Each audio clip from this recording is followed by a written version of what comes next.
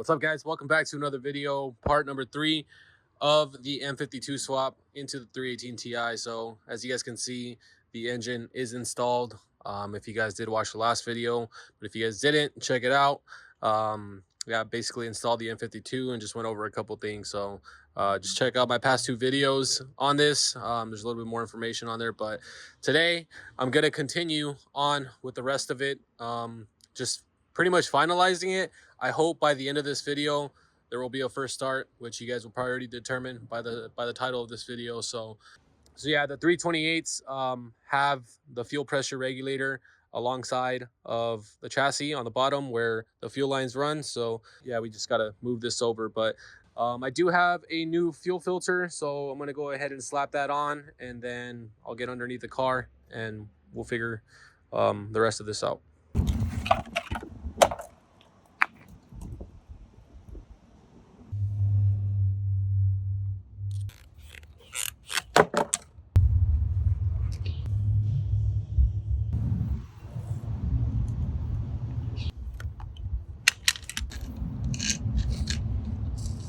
You can see the differences. So obviously no fuel pressure regulator. I don't have the studs to actually mount this, but I think it's going to be okay because the bracket holds it on there pretty good. And I think there's also a shield that we can put on here. I took it off the parts car. One of the differences that I didn't catch is that actually I believe this is the return line for the fuel. It's a little shorter on the 328 and it cuts off around right here, and this is where it connects to this rubber hose. So I'm gonna have to cut it because I don't have the 328 anymore. I already junked it. So I'm just gonna cut it. If it does leak for whatever reason, I'll go to the junkyard and grab it. It's pretty easy to take off because it just connects to a rubber hose in the back. So this thing might drip a lot of fuel, but let's see. Come on. Oh. There it is. All right, guys, I ended up going to the pick apart and I pulled this off my own car because they actually have it out for parts. Paid 20 bucks, but whatever, I need it. So I couldn't cut the other one straight and it's leaking a lot of gas. So I was like, you know what, just go get this. So slap this on there and we should be good now. All right, guys, just finished up. I got the fuel line installed and all of this is all done, plugged up to the fuel lines coming from the engine, and honestly everything is good. I was a little bit too worried about this bracket right here being loose, but it's held on pretty good because of the fuel filters obviously bolted on, and then the many clips that the fuel lines use like up here on the sides. So it should be good. And then there's also another cover that goes underneath here. It bolts onto this and the side right here, but I'm going to leave it exposed for the time being until I actually start the car, just to verify that I don't have any leaks from the hoses.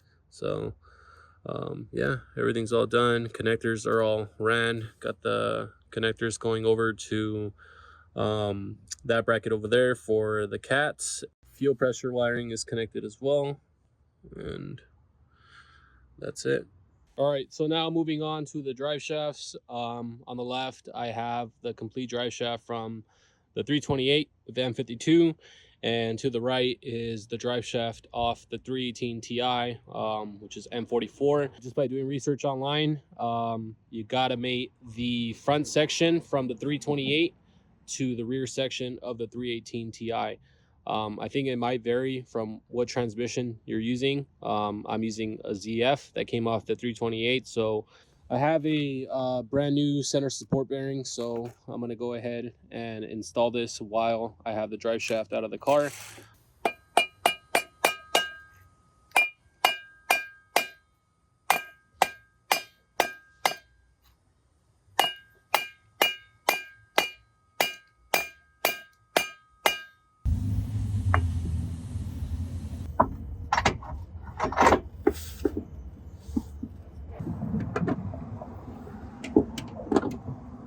All right, guys, drive shaft is in. Got power to the wheels. Next up is going to be our slave cylinder. I have a brand new one, so I'm going to go ahead and slap this one on. I already have a new rubber hose installed down there. This one was actually leaking somewhere don't know where, but it was leaking.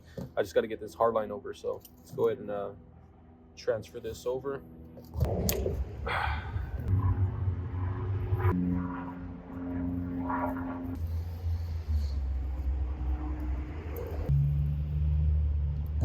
I got the slave installed now. I still need to bleed it, which I'm gonna take care of that at a later time. I just need to go buy brake fluid, but I am gonna use a pressure bleeder for it, which is why I installed it. But now I can just move on to what's next. Okay, so now coming back up here to the top, I'm gonna start connecting all the wires and just get everything where it belongs.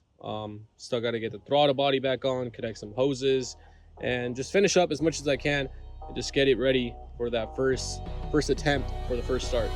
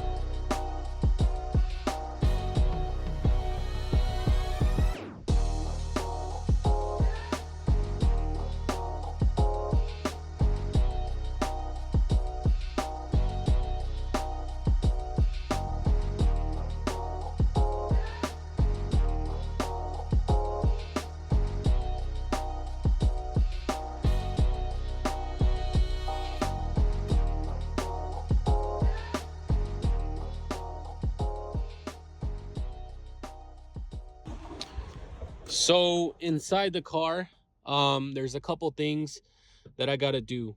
Number one is I have to bypass the safety neutral switch since this car was an automatic. I believe it's in this connector here. I just gotta find which wires they are, just cut and splice them together, and that's gonna bypass that. And then while I'm here, I'm obviously gonna do my reverse switch wiring, which this is coming from the trans right here from the reverse switch. So I just got to find the wires, and that's going to be all good.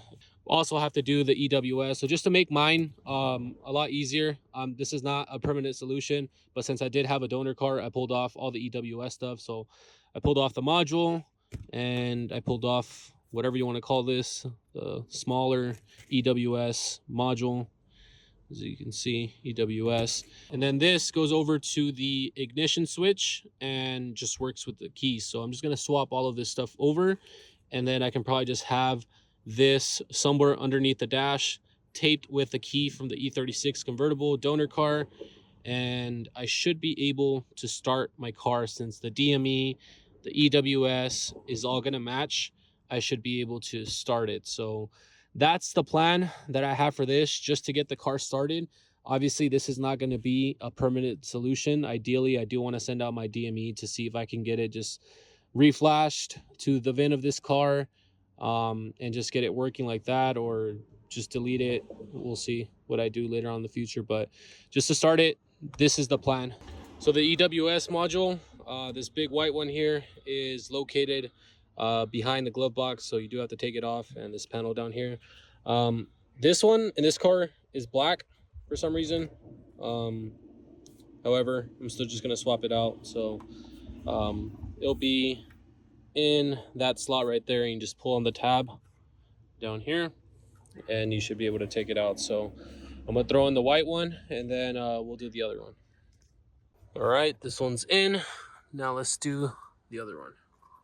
All right, so the next one, this black box, this little EWS module, whatever you want to call it, is underneath the dash. So you do have to take off the kick panel which I already had off from installing the pedals. But if you guys look up here by the steering column, where this green wire is where it's located, it's clipped into this white box, and you can take it out really easy. But since I just have this one, I'm just gonna disconnect the wires, and I will just have this laying somewhere underneath the dash with the key from the E36 convertible, the donor car, taped next to it, and that should allow us to essentially have a working EWS system.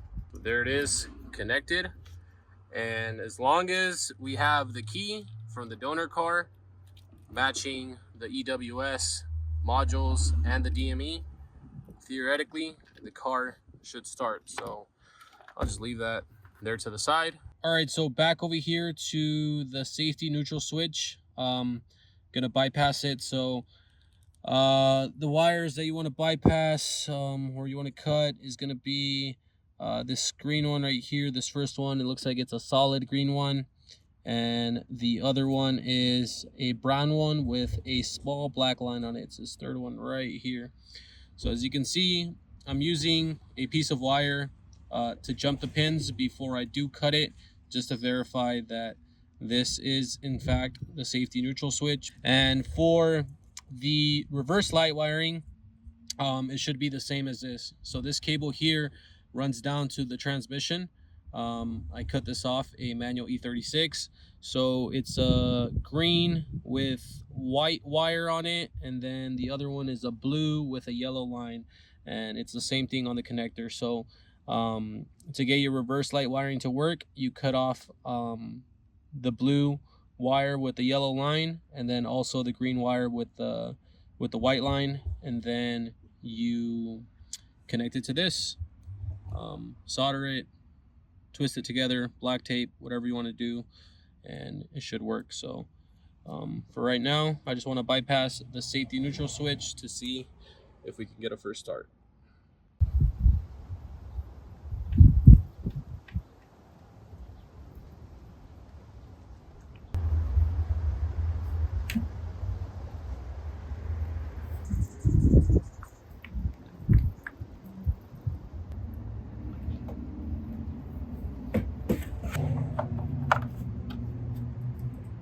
So for the battery setup, this is what I did. I just got a generic battery terminal. I'm sure you can find some of these on Amazon or O'Reilly's, AutoZone, whatever, but I just had this one laying around. So yeah, I was able to get everything on there pretty secure, and it works. Just need to tighten it onto the post. This is not going to be a permanent setup. The battery is actually facing the wrong way. The positive terminal should be on this side, but since this doesn't even reach the ground terminal, I'm gonna have to use like jumper cables for the post and to this cable here. But later on, I'll get it fully adjusted. Obviously, I don't have everything finalized with the serpentine belts and radiator, but we don't need that for a first start. I just want to see if the car actually starts, and if it doesn't, then obviously I got to troubleshoot it and find out what's wrong. But here we go. Let's try to start it.